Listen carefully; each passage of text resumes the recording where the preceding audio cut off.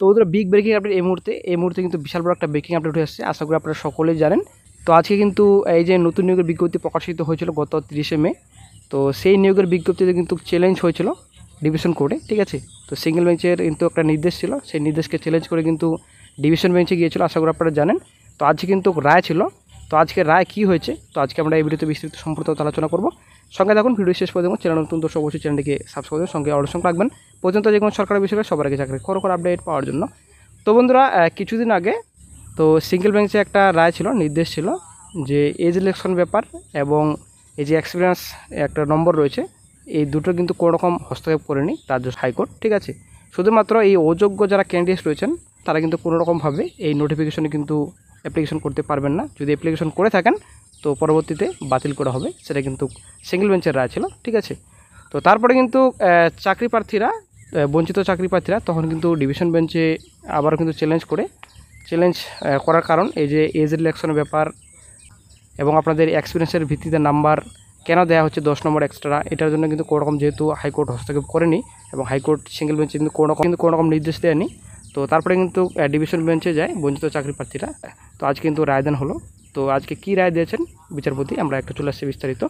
School service commission SSC নতুন নিয়োগ প্রক্রিয়ার বিজ্ঞপ্তি সংক্রান্ত সব আবেদন খারিজ হয়ে গেল উচ্চ আদালতে। বুধবার রায় দিয়ে কলকাতা হাইকোর্ট জানিয়ে দিল এসএসসির বিজ্ঞপ্তিতে কোনো হস্তক্ষেপ নয়। এসএসসির নতুন বিজ্ঞপ্তি নিয়ে হাইকোর্টে মামলা হয়েছিল। বুধবার দুপুর 2টো নাগাদ মামলার রায় ঘোষণা শুরু হয় বিচারপতি সৌমেন সেন এবং বিচারপতি স্মিতা দাসের ডিভিশন বেঞ্চে। তাতে এসএসসির বিজ্ঞপ্তি এবং বিধিকে চ্যালেঞ্জ করে যে সব আবেদন ডিভিশন বেঞ্চে করা হয়েছিল তার সবকটি খারিজ হয়ে গিয়েছে। তো বন্ধুরা, আসলে একটা ব্যাড নিউজ চাকরি প্রার্থীদের জন্য বিশেষ করে, ঠিক আছে। তো চাকরি হারাদের জন্য একটা সুখবর হয়তো, কিন্তু চাকরি প্রার্থীর জন্য বিশেষ করে একটা ব্যাড নিউজ। কারণ ব্যাপারটা হচ্ছে এই যে এক্সপিরিয়েন্সের ভিত্তির নম্বর, এজের ব্যাপার রয়েছে, সেটা কিন্তু সেম একই, কিন্তু যে নোটিফিকেশনে ছিল সেম একই কিন্তু থাকছে রুলস হিসেবেই। কিন্তু এই যে অযোগ্য যারা ক্যান্ডিডেট রয়েছেন তারা কিন্তু আবেদন করতে পারবেন না, এটা হয়তো বহাল রেখেছেন সিঙ্গেল বেঞ্চের রায়। এখনও পর্যন্ত যেহেতু হাতে অর্ডার কপি আসেনি, যখনই হাতে অর্ডার কপি আসবে তখনই কিন্তু সমস্ত তথ্য আলোচনা করা হবে। তো জাস্ট একটা খবর যে বর্তমানে এখন উঠে আসছে যে ডিভিশন বেঞ্চের যতগুলো মামলা ছিল সম্পূর্ণ কিন্তু খারিজ করা হয়েছে বর্তমানে। তো বর্তমানে কিন্তু এই খবরটি উঠে আসছে।